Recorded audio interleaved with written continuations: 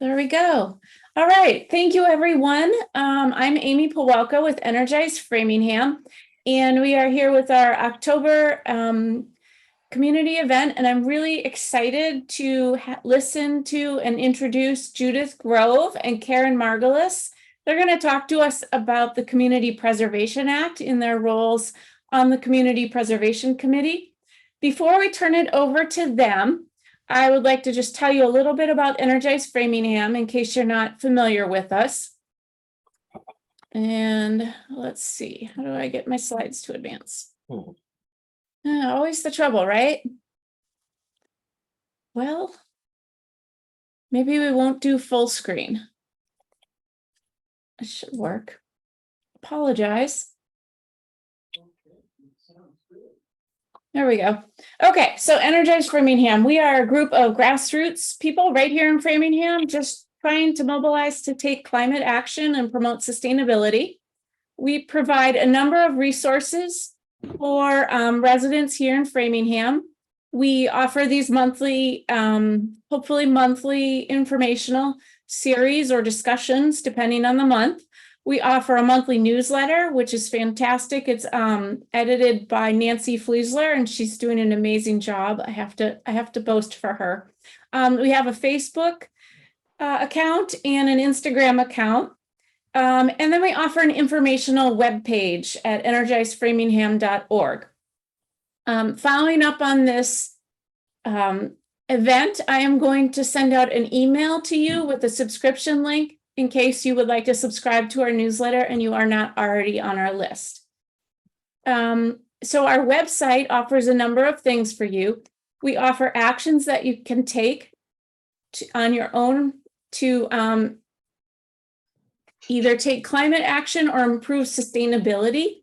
And the idea here is we're going to grow community around these actions and support one another as we move forward. So it ranges from everything from eat local with a farm share to put solar on your roof to join an organics recycling program to weatherize or insulate your house. So we also have people posting reviews of their experience on those actions. And finally, we have a Teams function that we're working to grow. All right, just a save the date blast here. Next month, Thursday, November 10th, it'll be a Thursday. We're going to have our next monthly meeting, and we're going to be talking about organics recycling. So also known as curbside composting. Just save that date and more information will be coming. With that, I would like to turn this over to Judith and to Karen, and let me now go to their presentation. Okay, thank you, Amy. Most of you know I'm also a member of Energize Framingham. So it was simple when Amy asked me to do this. I think I know many of you. For those who don't, I was a city councilor, and I left the council because I wanted to spend more time on environmental issues. My particular interest is environmental justice. Karen and I met because we're on the committee, which was very fortunate. I'm going to discuss the makeup of the committee, and Karen's going to take over later, but there's a huge amount of work to do for the CPA. And so we're kind of dividing up the talk. You're going to hear a lot of initials. CPA is the Community Preservation Act. You're going to hear the CPC, which is the Community Preservation Committee, which we're members of. And there's the CPP, which is the Community Preservation Plan. All of them working together. Now, on the first slide, I see, okay, so that's the second slide. The act, you were all involved with this because you voted for it, or you didn't vote for it, but I think probably you all did. It was adopted by Massachusetts in 2000. And Framingham tried in 2001, but it failed. And finally didn't come back until 2020. When it passed. It originally failed by 2-1, and then it passed by 2-1. And I think a big factor was the original plan asked for a 3% surcharge. The committee made the decision we would go with 1% because we felt it was really important to pass it. The other thing that happened was the early people who got on board reaped huge amounts of money because the money was the same no matter how many people were participating. They got on early, they did 3%. It got to the point where the money was low because that now we're up to 189 communities. So the important thing is that a few years ago, they changed the fees, which is based on, and that brought the budget back up, and that was a good time for us to get back in. So here we have the slide on the act itself, and then what we can use it for. You probably all know this, but it's to preserve open space, preserve historic sites, and develop outdoor recreation and create affordable housing. Next slide.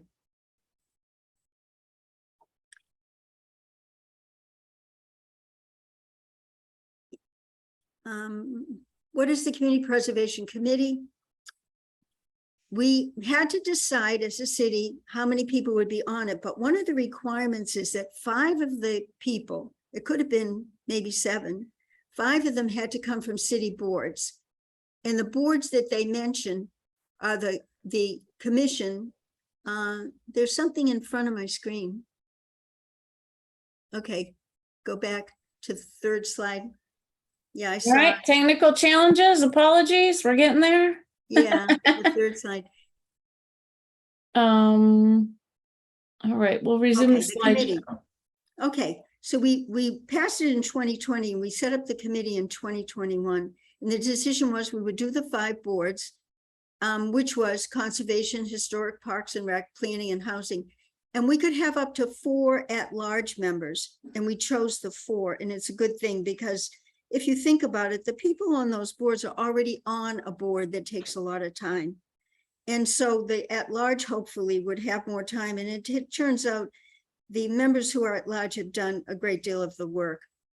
So that was a good decision. And then the next slide. It's the fourth slide. Okay, what do? We have a lot of responsibilities.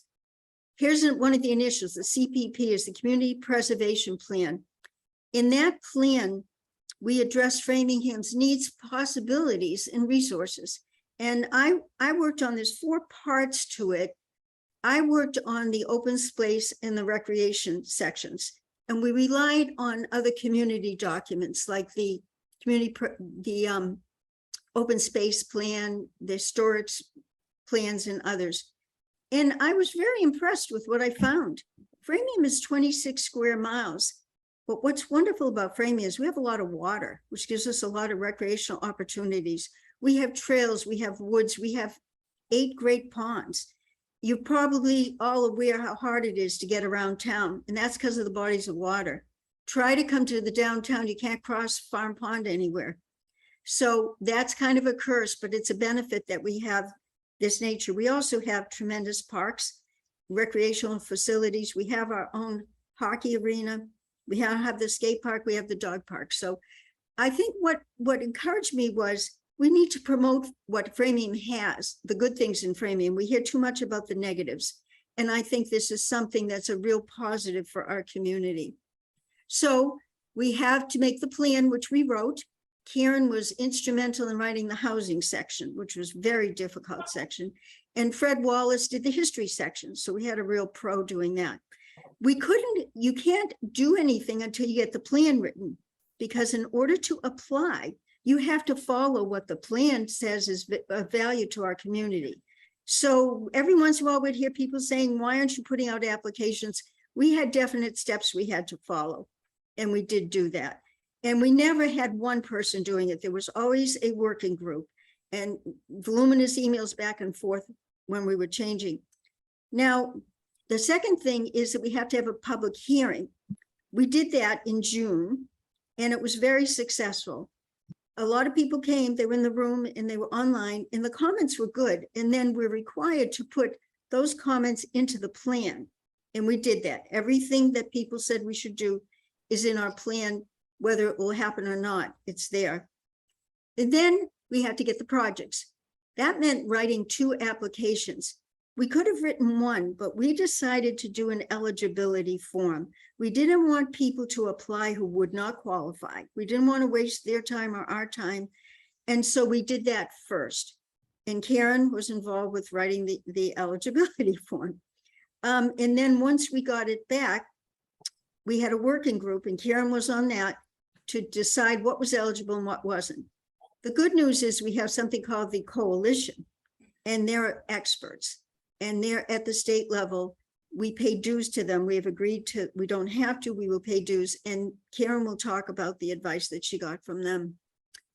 Okay, then we have to recommend projects and funding to the city council. They're the ones who actually make the final decision. We recommend, but they make it. And we also have to decide how much money, and they could change that when they get it. And then we have to keep records and prepare an annual budget. And important to all of us was that this be accessible and transparent, and that we represent the diverse geographic and demographics of Framingham. And you'll see in the projects that we have that it really has worked out that way. Okay, the next slide. If I can try to make this work full screen again. Yeah, that would be good. Yeah. We're on that one. Resume slideshow. I think the challenge I'm running into has to do with my screens. Hang on one second.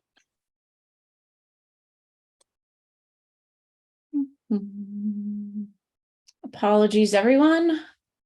Technical challenges. Where did it go? I'm going to stop the share. I'm going to start a share.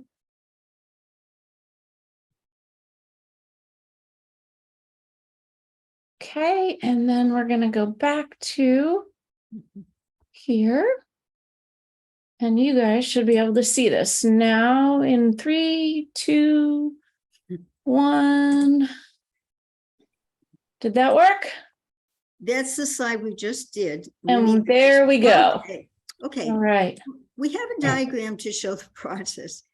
We had the public forum on June 22nd. And then we released the pre-qual form. People filled it out. And you see below it goes to the committee. And that went to a subcommittee, a working group. And then they responded to the applicants and told them if it was eligible or not. Now they're doing the full application. And that was hugely difficult. We use other examples from other communities, and some of them were 20 pages long. Our original one was about 18 pages. We kept refining it, trying to get it to a manageable amount. But the other big issue is we need it in 3 languages, and we need it translated. So we didn't want to put out anything until we were sure it was the final, because we certainly weren't going to ask the city to translate something and then send them a new version a couple of weeks later. That was a big project. Karen and I were on that working group. That was a relief when that was finally done. But at the same time, we were trying to get the plan finished. Then we're going to receive them. We have not yet received any of them back. They've been notified they're eligible. And one of our issues is timing.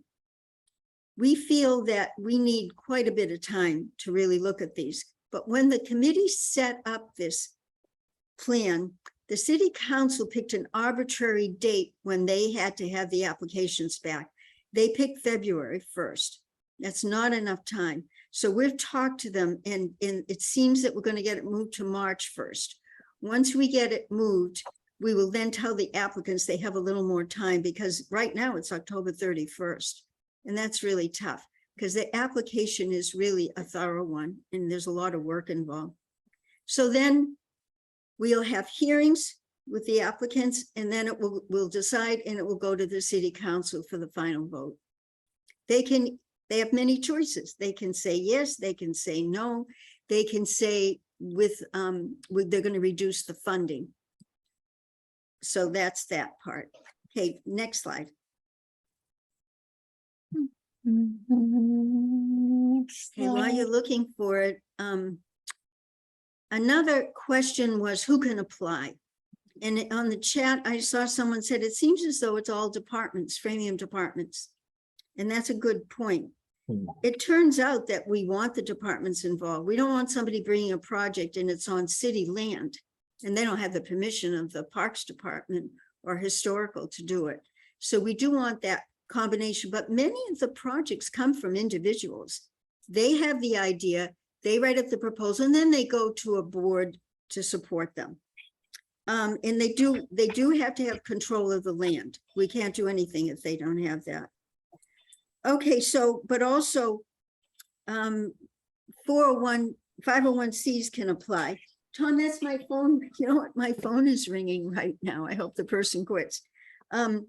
Okay, so here we also have, of course, criteria. And you can see them. I don't have to read them all, but you see again, the community preservation plan is there. It has to jibe with what we have in the plan or the city's master plan, open space plan. We wanted to serve multiple needs. So when we're making the decisions on the projects, how do we pick one over another? If one project's only serving 50 people, but the other is serving thousands, they're going to get a big step up for that. Also, different needs. Disability is a big factor in what we're doing, in addition to the population. And then long-standing or unmet needs. Is there something we don't have that we should have in our community? One of the things people want is a swimming pool. We can't do that.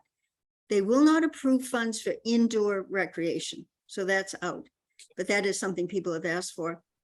It could serve as a catalyst for transformative change. You change something, put something wonderful in a neighborhood. I think of Cushing Park, which isn't exactly in a neighborhood, but it is such a magnet from people, not just from Framingham, but from communities around us, that we have that beautiful park. We have the dog park. We have the basketball. We have the baseball fields. We have Loring Arena. It's really wonderful. And that can happen in a neighborhood. And of course, we're a city and we have a downtown, and it can help with people coming to Framingham and visiting our businesses. So, and then it has to be practical and feasible. And that's a big one. They say they want to do this. Do they have an accurate budget? Is that really the amount of money that's going to pay for this? And it can be implemented in a reasonable, feasible amount of time. So that's going to be the tricky part of the applications. We're going to have to evaluate if it's possible that they can do the project they want. The last thing we would want to do is approve a project that never gets done. That would really be very sad for the city. And then demonstrates feasible strategy for maintenance. Every application makes it clear, once you do this, you are responsible for maintaining it. You have to have a budget for that. The city is not going to take that on. Okay, the next slide. Here's a budget. Now, there are 4 groups, but only 3 areas money goes into, 10% into each of 3. Open space and rec are together. Historic has 10%, community housing 10%, and you'll see this 5%. That's for administration.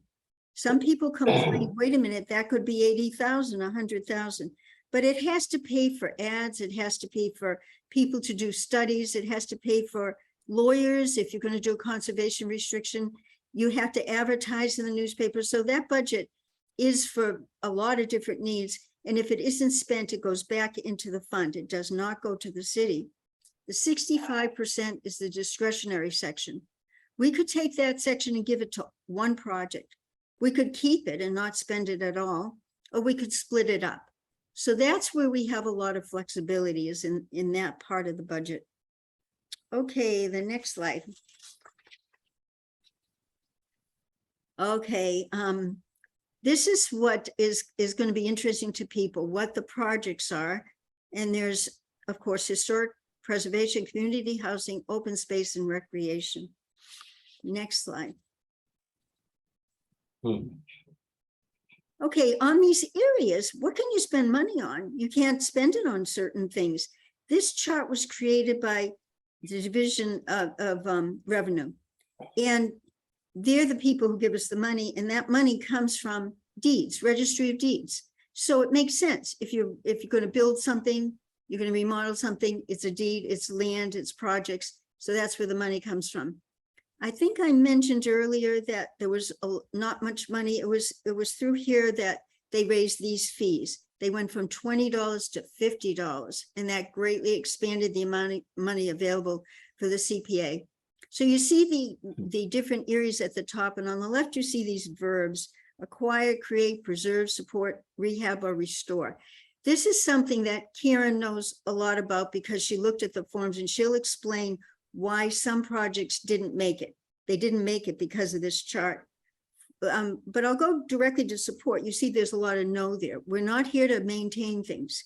We're here for new projects, quality of life projects. But also history is different in a lot of ways from the others, and she'll tell you about that when we talk about the projects. Rehab or restore, you can't use it to rehab something like a park, but you can use it for historic. And then on housing, you have to own it. You can't just rehab somebody else's property. It has to be one that we created with CPA money. So I'll leave more of that to Karen. Next slide. Open space.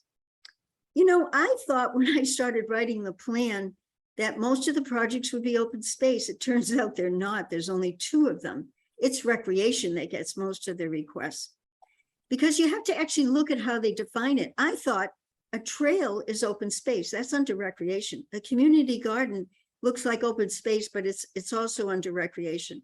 So what they're really talking about here is land, and you can see this list, and it has a lot to do with water, and we have a lot of water. To protect existing and future well fields, aquifers, recharge areas. And you know how much we talk about water in our country today, the importance of it. Agricultural land is a big one here. Grasslands and fields, forests, fresh and saltwater marshes. Now, we don't have that. We don't have the ocean, but if you lived on the ocean, it would cover those. And then, interestingly, land to protect scenic views, land for wildlife, nature preserves, and recreation. They put it in here. So that's the open space section. So we're not going to see that many requests. There isn't a lot of land available to purchase. Okay, next slide. So there they are. There's 103 Guild, which is on the south side. And you're going to see that a lot of projects they're spread out over the city. There's 2 here under open space. One of them is right across from Market Basket. Imagine there's a beautiful piece of property there. The reason it hasn't been developed is it's wet and it's privately owned. So they've been negotiating. Sudbury Valley Trustees was trying to help us with that. The other property is on the north side, Nixon Road, and that's a conservation restriction. Karen, did you have anything you wanted to say about either of those properties? Because you decided what to do with these 2. Well, I mean, I didn't personally decide, but I was. No, you're a working group. Yeah. So why don't I talk about the proposals themselves and Judy, Okay. so much. And I do want to say that Judy has been like so instrumental in moving things along for this first year. She also wrote the open space and the recreation chapters in the plan. So she didn't give herself credit on those 2. And so just to note, you know, just terrific. Well, and it helps to have done that, because you've got to know these when people come to you. You have to know what's in our plan. Yeah. Right. Okay. Right. So what did you want to say about this? Okay. So I just want to say these are 2 open space project proposals. They were both proposed by the planning office. Sarkisian submitted both of them. The Guild Road, as Judy said, is a land purchase of I believe it's about 11 acres. Yeah. And it's in an environmental justice community. It contains wetlands, woodlands. There actually are a few paths on there, according to the proposal that they put in. Beaver Dam Brook runs alongside the eastern and northern boundary, Yeah. providing valuable flood storage. And there's also, they note that it's near the upper Charles River Trail, that it's near a railroad area that may become part of a trail in the future. And it just seems to be a key site, and also just to keep some open space in the south side. I wanted to mention that it did come from Sarkis, but the originator was Ron Chick, who's the big trail person in town. He found it, and I haven't yet seen it. He knows about, of course, all the trails. So even though he did it, he couldn't just propose it to us. So it went to planning. So that's why you'll see the city's name on a lot of these projects. Yeah, and so for both of these projects, they will require appraisals to determine fair market value. So the owner of the property can't just say, oh, this is how much money I want. There needs to be an appraisal, an independent appraisal. And it'll also require the assent of the owner. So none of these projects can go forward if the property owner is not on board with the project. A little bit about 4345 Nixon Road. So this is a proposal for a conservation restriction. And even though it's not an outright purchase, the restriction means you can't develop it. So it really, in effect, does what you want to do in terms of preservation. But it's on a site that has been proposed for development multiple times over the years. And right now, in fact, I believe they're before the Conservation Commission to create a 24-unit active adult community project. So I think part of the impetus for this is to try to get the developer to have fewer units and create more open and create some open space on the property as a way to lessen the development on the site. So how that will play out and whether the property owner is on board, I really don't know for sure. But if it comes in, then they will need to, again, it'll need to be an appraised value, but the property owner will need to be on board. So if they're gung-ho on their development, this proposal is not going to go forward. So Karen, could you explain a conservation restriction to people who don't know what that is? sure. So the conservation restriction is one, it doesn't say that, say the city is buying the land, but if you put a conservation restriction on a part of it, it would mean that that part of the land cannot have development. And part of the conservation restriction actually identifies the values of the site that you're conserving. And there would need to be someone to actually make sure that it's being followed. Oftentimes it's SVT that holds these kinds of conservation restrictions. But it would need to be an entity that is, whether the city or a nonprofit entity, that this is what they do. This is part of their charter. So it means in perpetuity, no one could develop on that part of the land. So this is not for the entire site from the proposal they were talking about. It seems like it's for a portion of it. So it sounds as though the owner may come in with some housing, but this might offset it. And I really can't tell you for sure whether they really are on board or not. Yeah. Find out if we get an application. Okay. The next. Okay. Are you finished with that part, Karen? Yeah. Okay. Now we're going to talk about historic preservation projects. And we do have wonderful assets here. It may, and there's a definition here. The CPA is very specific. It may be spent on acquisition, rehabilitation, and restoration of historic resources. And then it defines these as a building, a structure, a vessel, real property, document or artifact that is either one, listed on the State Registry of Historic Places, or two, determined by the local historic commission to be significant in the history, archaeology, architecture, or culture of Framingham. So now we're going to see the projects that have come in, and Karen will explain them. So next slide. Sure. So we did receive 6 proposals, and 4 of them were found to be eligible, and 2 of them are not eligible. And I'll go through that a little bit. One was submitted by the city, and that would be the Athenaeum and Watson Place Firehouse.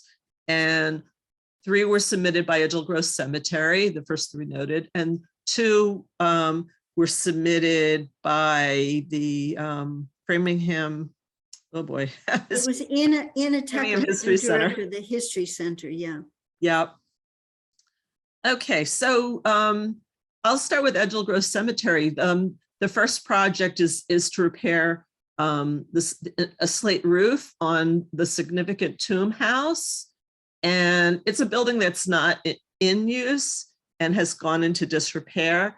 And that one is eligible. It's really a preservation activity because, we want to be sure that water is not going to get into that structure and damage it. So it's a rehabilitation, but it's also a preservation activity, and that would be eligible. There were two additional buildings that were noted in the application, and they were sort of minor repairs, and repairs would not be fundable under CPA.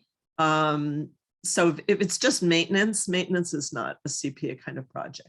So they would have to, there's the opportunity for them to try to make the case that it's more than just maintenance, but at this point, it's the slate roof of the tomb house that's eligible. Their second proposal was for the electronic preservation of some documents. And while old documents can be preserved with CPA funds, it's the physical documents, the physical historic documents that need to be preserved. And they're talking about electronic preservation of documents. So that's not something that you can fund with CPA. And when you do an electronic preservation, you're putting at risk those documents. It means that the real valuable historic documents that they might have, and maybe not all of what they were talking about doing electronic is historic, but in this case, they were just talking about electronic, and we can't create anything new. So that list of verbs we saw earlier, you can't create something new for history, and an electronic file is something new. They also wanted to do a master plan, and that also was not eligible. And the plan was really to try to figure out how they might be able to expand where they put the, whether they have more burial sites and things like that. And they were looking at, wetlands, and they were looking at zoning, not zoning, but, all these other different constraints. But it was really not for the purpose of preserving the cemetery. It was for the purpose of figuring out where they can actually expand the cemetery. So that was not eligible.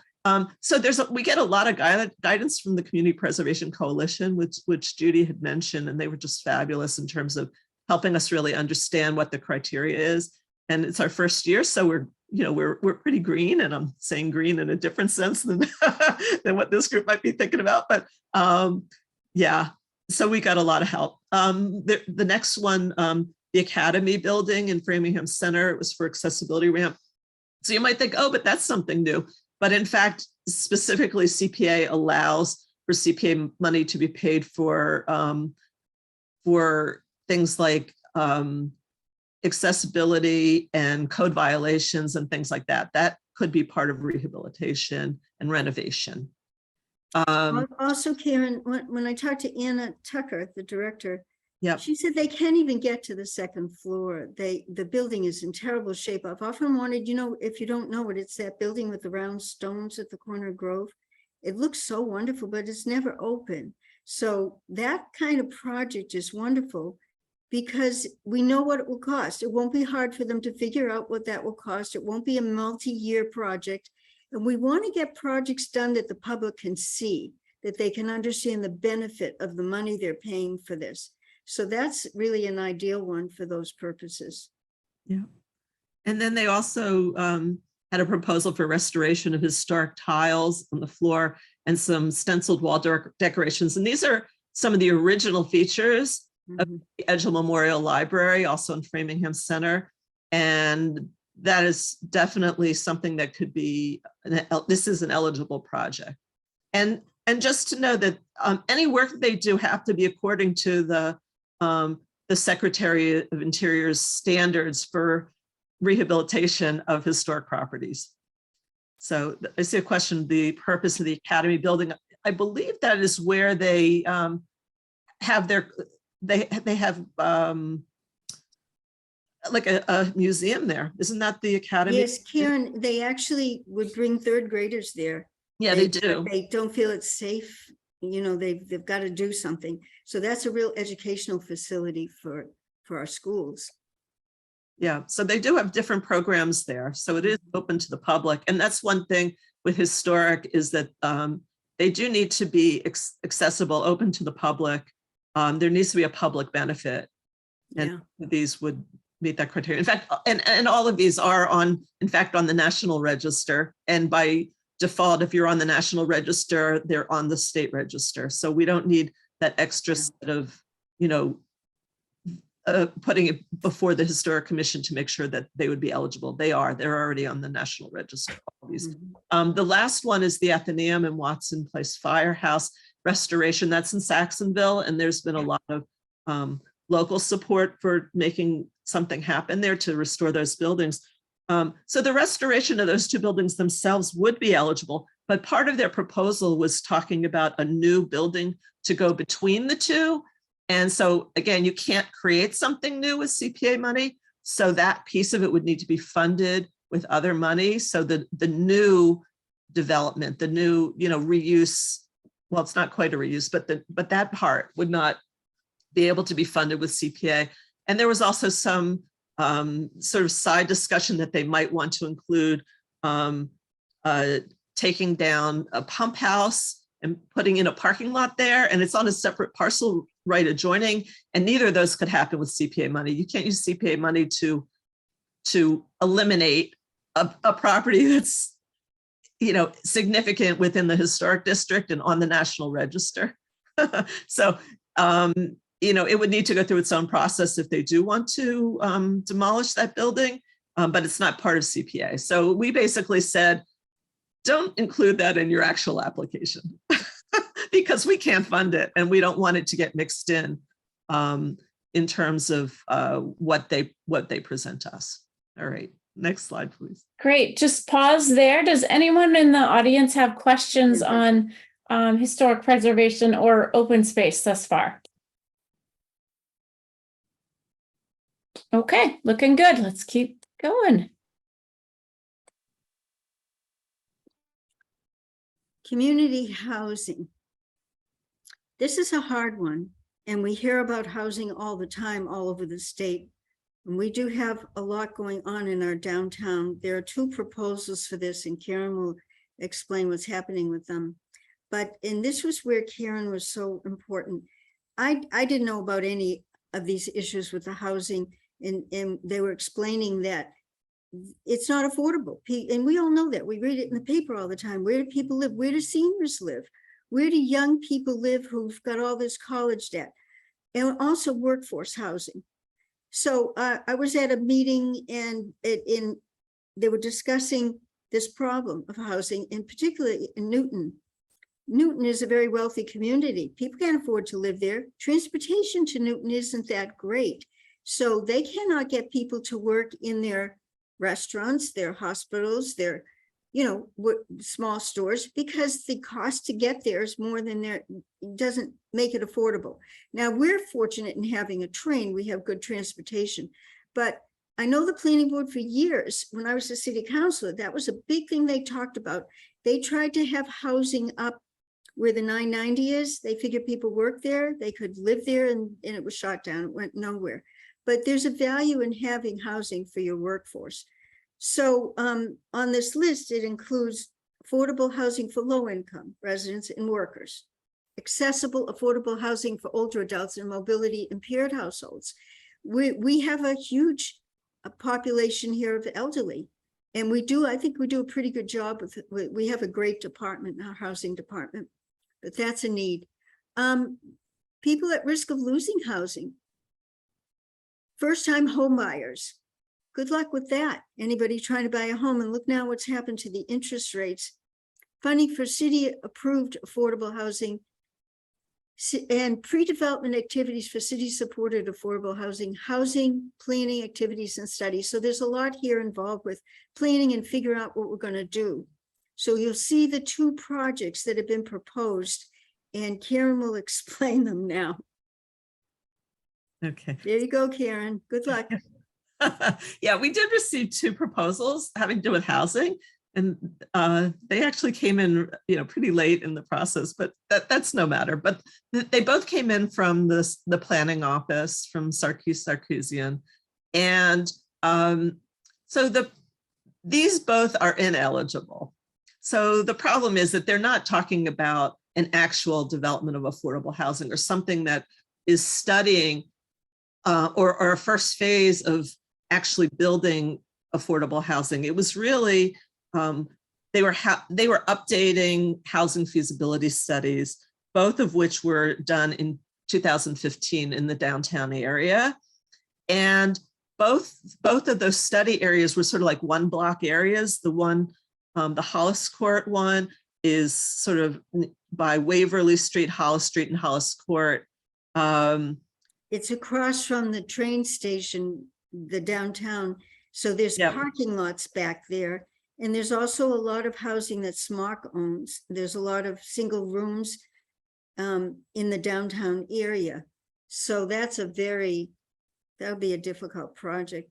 Yeah, but the problem was it wasn't a particular housing project. It was really No, it wasn't. more of a feasibility study. It was more of an update of a market study. So it really just didn't fit in with what CPA is about. CPA really wants something tangible to happen. And CPA does allow things like studies to happen if it's a study of something tangible. It can't just be nebulous. It can't just be, oh, this entire block, which is owned by 7 different owners, and we don't know if they are on board with this concept and so forth. So you really do need something that is tangible, and neither of these are. So the Pearl Street one is also near the train station. It was the area of Franklin Street, Park Street, Pearl Street, and Proctor It's Street. behind the post office downtown and behind those beautiful banks that we would like to see become something else. You know, they're really gems in the downtown. So it's near the railroad tracks. Both, And yeah, both of them are near the And railroad tracks. that's a big plus because that really provides this transportation available down there. Yep. So if it was about a particular site and the property owner was interested in thinking about or planning for housing on a site, something like that could actually be funded. But this was just too broad. It really is, you know, as the coalition said, these are really city planning studies. They're not housing specific. Karen, studies. could you say something about the income levels that are not really affordable? That was a big part of our discussions. What they're saying, yeah. Okay, well, CPA funding is only for housing, housing, and also people who can afford, you know, the people who are looking to be in housing. It can't be at greater than 100% of the area median income. So that 100% is really the area median income, whereas 80% of area median income is a little bit lower. But in Framingham, well, not just in Framingham, in our whole region, we are part of the Boston region. They call it the Boston, Quincy, and I forget what the other city is. There's 3 cities they named, but we are part of that whole region, the Boston metropolitan area.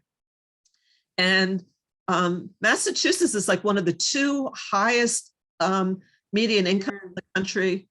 Mm-hmm. And Boston is the highest in Massachusetts. I mean, our area median income is something like $120,000 for a family of 4. So, you know, it translates into pretty high housing costs in terms of rents or in terms of even the costs for purchasing a property, and still be considered at 100% area median income. So it's pretty expensive. But CPA money cannot be used toward anything above that. So at 120% area median income, you could not be involved in planning housing that includes higher income. So part of it is that these properties, no one was talking about just doing affordable housing at 100% area median income or lower. So that was just another piece of why it's not an. So tell us what you can use CPA money for that's smaller and more doable rather than building a whole project. Well, it could be one building. I mean, it could be a building with, you know, 20 units, or it could be a building where there might be some affordable units in it and you want to add some more. And so you could, you know, if the developer was interested, you could pay them in terms of CPA money, but they would then be obligated through a deed rider that those units would be affordable in perpetuity. So, you know, there's different things that you can do. So that previous slide had a whole bunch of possibilities, those types of things that can be done with housing. And it does include support. You want to go back up to that slide with that? Yeah, we can go. Back up, Amy. Yep. I think it's. Nope, wrong way. There we go. There it is. Yeah. So this talks about the kinds of things that you can use CPA money for. You know, accessible, affordable housing options for older adults. So it could be a project that comes in to the city that the city actually says, yes, we want this. We're currently over 10% affordable in Framingham, just barely. But, you know, if there was a project that came in as a friendly 40B we could help, we would be a small piece of the funding, but, we could help in funding. We could help the housing authority, make their units more accessible. Yeah, Amy has a question. Yeah, Karen and Judith, this is great. I have two questions. The Sure. first is whether, I know there's a lot of energy prices that are increasing. And I don't know, when you're looking at accessible, affordable housing options, if that plays into it, if you can help improve a home to make it more affordable, do retrofits and such. That's one question.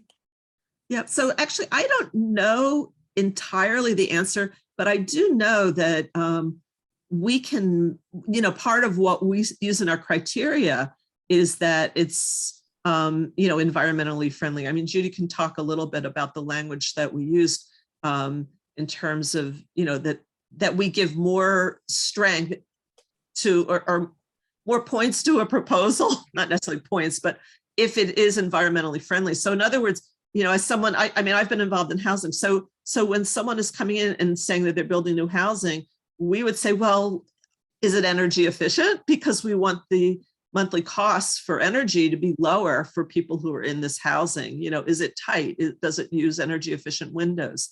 Does it have good insulation? So those are the kinds of things that we as a committee, even if they don't come in with it, we can just sort of push them in that direction as well. And my other question is, I know there was 10% had to be allocated to community housing. What happens if you don't have any eligible projects? Yeah, so the thing is, it's a minimum of 10% for each of the 3 funding areas. And if you don't have it, then it gets put into a separate fund specifically for housing. So okay. Those funds can start building up. Yes. So you may, it may be that you end up in one year spending 30% for, say, recreation and 40% for, I'm sorry, I don't want to go that high, 20% for historic and 10% for housing, but there's no housing project. Instead of going back into the general, it will go into a fund that is designated for housing, so that fund can build up and in the future be used for housing. Yeah, it's a savings account. Yeah. Right. So the following year, there'll be the new 10%, but that old 10% is still there and can, just help for the future. Yep. Does anyone, we have about 10 minutes left. Are there any other questions on this section? Otherwise, we'll go to our last category.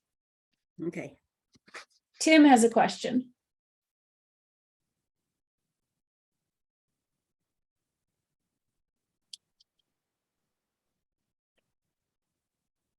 He's working on unmuting. Okay. Thank you, Amy. Thank you, Mary. The top tier of the income max is very high. A couple of years ago, the max for a family of 4 was around $81,000. That's a school teacher and a part-time cop. If more money were put into the development of that property, would the future owner landlord be willing to rent to families in the bottom tier or 2 or 3? Yeah. So yes, the one thing to keep in mind is that what's called affordable housing, because Boston is in such a high income area, is no longer really affordable. And so I know that there was some talk of trying to require in Framingham for under our inclusionary housing to require housing at 60% area median income. So I don't know if that's going anywhere because there doesn't seem to be a whole lot of support on the city council, but that's, there is some effort to recognize that affordable housing at 80%, even at 80% area median income is no longer affordable to our firefighters and our teachers and our, our city workers. So what many communities do is they say, even though CPA says you can go up to 100% area median income and still be funded, we will only consider, and I'm not saying we have this policy, this is something that many communities do. We can say, we don't want to fund anything above 80%. So we haven't had that policy discussion yet, but it is something that it's noted in our plan under our housing section that is something that we might consider, is that that we want any proposals that come in under housing to also count as 80% of area median income or lower. And then that way it also counts toward our housing inventory, our 10% requirement, because anything above 80% would not count for our 10% requirement under the state. And you know, so it's a complicated question, and clearly the committee can further restrict it below the 100%. It's just that CPA allows up to 100% in terms of eligibility. Okay, I think I would vote for what I would Yeah. vote for. I would support Judy and other people to push for the bottom two tiers, Right, and then see where the politics take it, because 80% is still unaffordable. yeah. It's crazy what's going on. Great comment. We're going to move on now to, Go back down a couple more slides. Okay. there we the go, next- outdoor. Recreation. And then the next slide, well, you know what it's for, all our fields and playgrounds. Okay. These are some of the projects, and as you see, there's 11 of them. So Yeah. we're not surprised by this. And this is one area where the Parks Department has a big role. They own most of the land. So you're going to expect that. But one of the things I put into the plan was this question of environmental justice. There's a saying that everyone should be within a 10-minute walk of open space and recreation. So they've done studies of Framingham.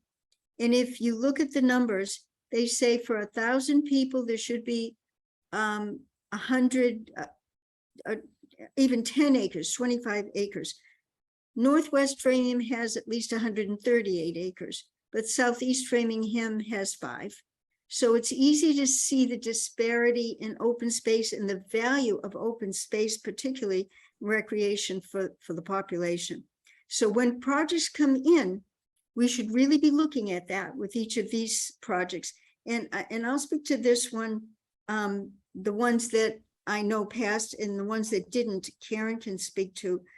The community gardens came out and got turned down because it was just a general study of the city. And Karen's committee said, you have to be specific and you have to have property. So you'll see they're in number 1 and then they're in number 10.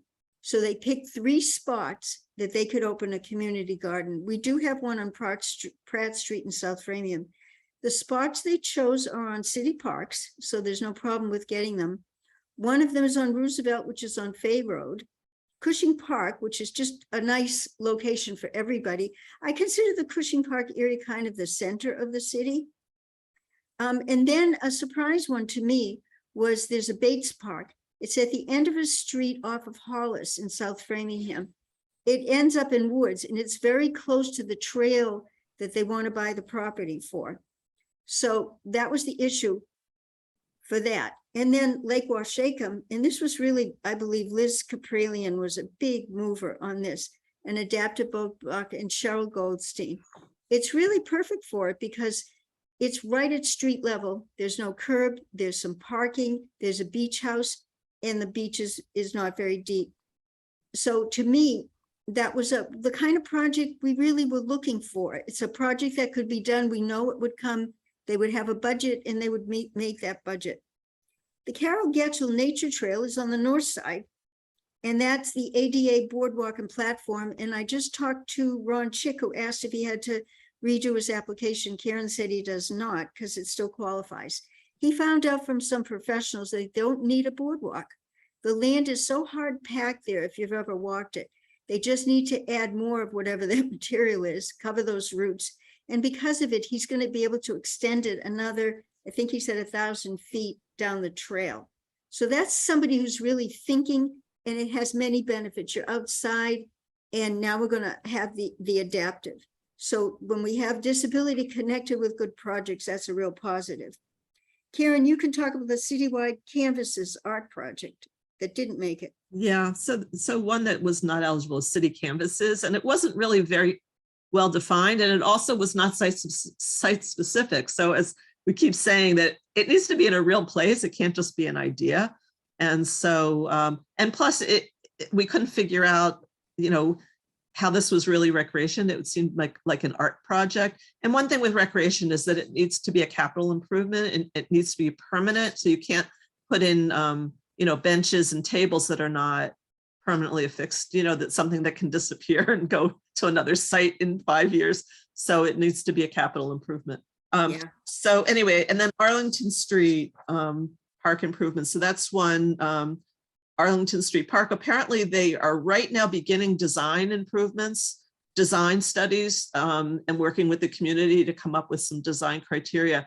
So this is an eligible project. This is for the actual work to be done. So the downside for this is that they're right now working to define the project. So it's hard to know how much money you're going to need until you know what you're going to put on a site. Yeah. It is eligible. So that's the downside, is that it might not be far enough along for us to really know how much it'll cost if we don't really know what they're to build. So Karen, what was the thinking on, everybody wants that Chris Walsh Memorial Trail for many reasons. It'll be good for the economy, for our downtown. People have ideas of having boats on the water. So that's a huge project. Do you remember the kind of money they wanted for that? Well, they were talking, I believe it was something like 450,000. But here's the thing. Yeah. Already have gotten money. This is for the planning. So it's okay because it's site specific, but they asked for money for planning. And in fact, they've gotten both state money through the ARPA. They also got federal money. And so most of this is actually, they've already got money committed for the planning, not 100%. So maybe could sort of fill it in, but it seems that, they probably should come back to us after they have their plans done again for more. But it was eligible because to the extent that those two funding pots probably and that's a big factor. Not 100% of their funding needs. Still if a project has other funding, that's a big plus for them, and that's what you're saying. But I'm saying it's double-edged. It is a big plus, but we also can't substitute CPA money for funds that they've already commitments for. So it's against the law, CPA law, to do that. And so we let them know. We said, yes, this is eligible. It can be funded, but it can only be funded to the extent that the costs exceed the funds they've already got committed for the planning part of the project. So, but there's definitely room for us to support that going forward. Okay, now that's a project in the middle of town, and the Bruce Freeman Trail is up on the north side. And that one is going to be very expensive. I was talking to somebody about it. CSI bought all these railroads that nobody needed, and they're sitting on it. And I don't know, have you heard how much money it would cost for that? It's millions, isn't it? I'm sure it is. And I believe that there's a lot of discussion going on, but this is also one that might be a real, it's timely. Yeah, that's important. So part of what we will be looking at is also the opportunity, and we don't want to miss an opportunity that has a very limited time frame, like an open window. So that does sort of come into our review. But rail, and that's one of the things, definitely an eligible project under CPA, and it's only been recently that CPA has been able to fund rail trails. And also, you mentioned the word timely. If we are out of the application date, we can take it on if it's timely, and we'll lose it. Otherwise, we can make an exception. Okay, the next one, the Winch Park, you want to talk about. Okay. Did we do Temple? Oh, you put Temple at the bottom. Okay, so Winch Park was really a Title IX compliance design study, sort of in the parkland by the high school. And the problem was that it was, again, more of just a more generalized study, which included things like building code compliance, which sort of gives you the implication that they're talking about things going on in the school itself. The Title IX compliance and design goes well beyond the park property. And it was also being done for a purpose which was not about creating recreation, it was done for a purpose to put the city's schools into compliance. with Title IX. So we said that they were not eligible. And again, sort of under advice of the coalition that, if they came in and said, we want to improve our tennis courts, or we want to improve our lighting, or, if they had a specific project for us to help with, we could do that. But this is just a very generalized study that goes so far beyond just, the goal of improving recreation. Okay, how about Cushing Park? That's that Okay. big piece of land. If you park, and you look to your right, there's a huge lot there that belongs to the residents. And they've been talking about wanting to buy that parcel. Yeah, so there's a piece of land that's owned by the assisted living. Yeah. It was part of the campus, and so the campus did get divided. And so I think it's a part near a piece of land near the chapel. And Yeah, it's to the right of the chapel. yeah, Right on. and so one thing they wanted, they had it was like two pieces. They wanted a master plan, and it was to update the 2013 master plan. So again, this is really more of a city planning function, and it's an update of a plan. And that's really not the purpose of CPA funding. If it was to plan a specific improvement, yes, that would be fine.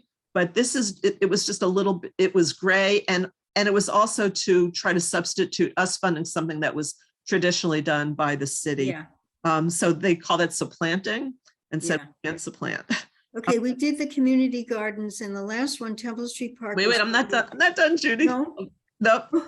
So the other thing that they Amy, wanted, okay? so the part of it was they also wanted to purchase the land, and they wanted to have their whole due diligence study. So it can't be used for due diligence because you don't know if it'll even be going for recreation. So we basically said that in the future, if you are going to purchase it for recreation, and so that it could be, under a restriction to make sure that it's recreation. Yeah, you would have to do that. Come Because I in, think they were but we can't concerned- fund all their due diligence. We can Yeah, fund. they were concerned about parking. It would not be okay for that. Yeah, if it was only for parking, then that would not be considered recreation.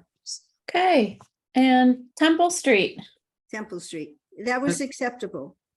Yeah, so Temple Again, Street was it's for the north side design of property. improvements of a Yeah. small park on Temple Street, just south of Route 9. And that is an eligible. South of the Mass Pike. Oh, Yeah, Mass Pike is a big part of that park. is it? Yeah, it's right on. It's very noisy there. You have to cross a bridge over the pike next to it. I don't think that's it. I've been to it. property. I've been to that park.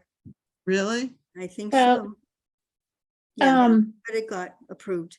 Okay. is there Judith, another Karen, slide? this is great. Let me pause you there and see if there are questions. I know Ashley had mentioned in the chat, she had a question for us if you are wanting to ask that now. Sure. I just wanted to say thank you so much. So I'm Ashley, and I am one of the organizers or president of Fram H2O, and so this has been very educational for me because I wasn't aware of what CPC was, what CPA was, and I've been a resident here for 4 years, and I never heard of anything like that. So this is so much education and very informative because the concept of the Fram H2O was kind of just bringing a splash pad. Oh, yes. Yes.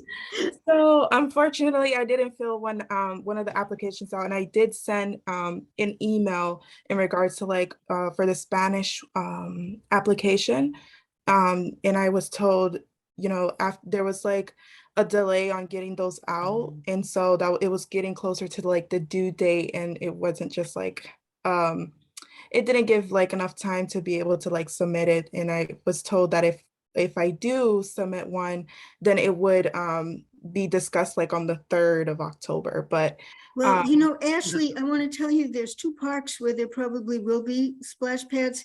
Mary Dennison's been in the works now for years. I've been trying to get them to clean it up.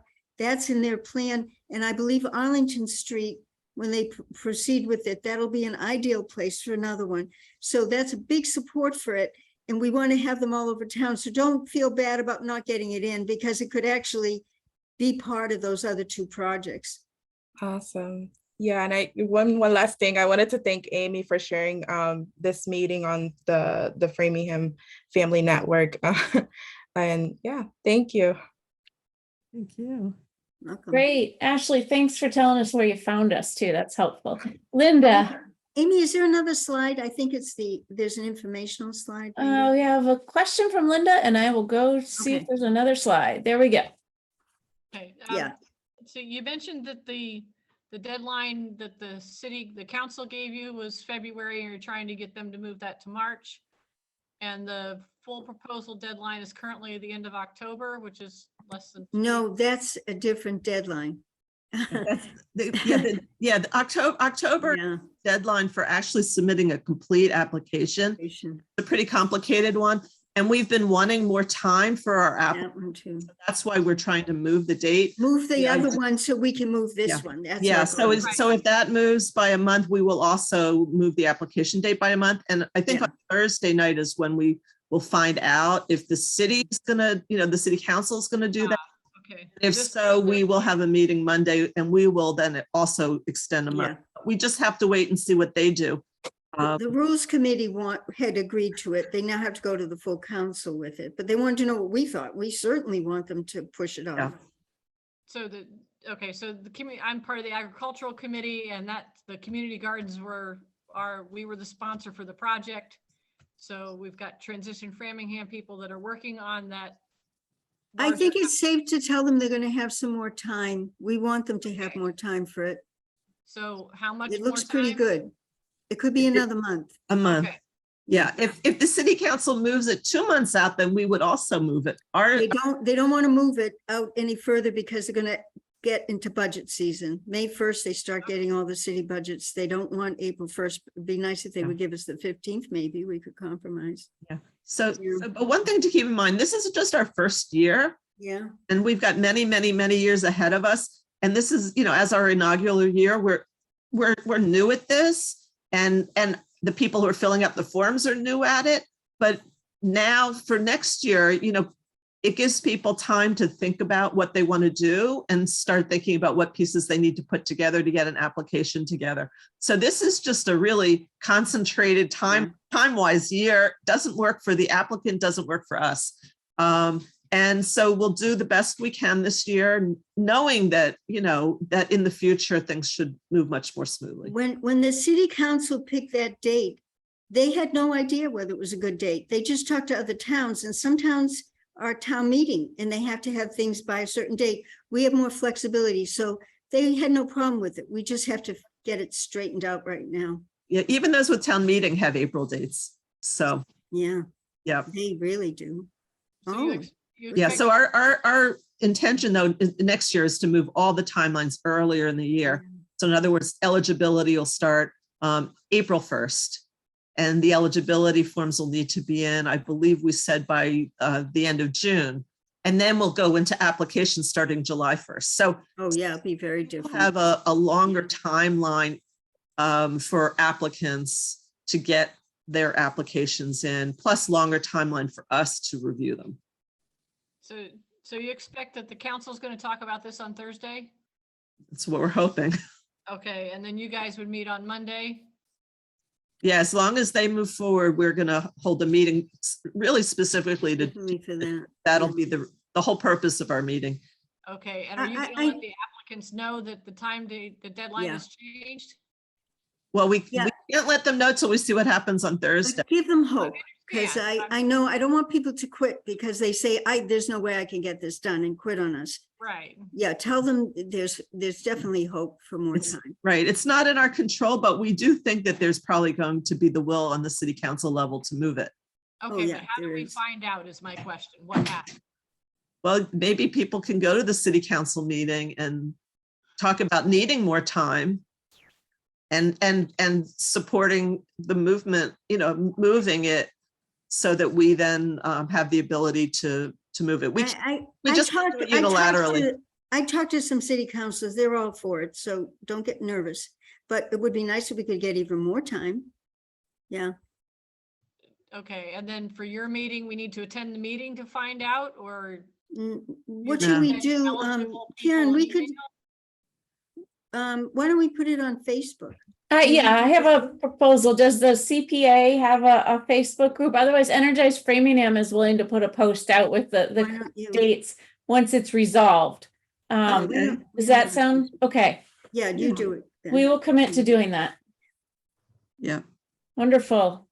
yeah. All right. Other questions?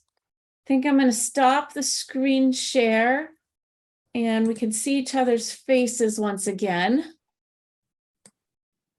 Any other questions?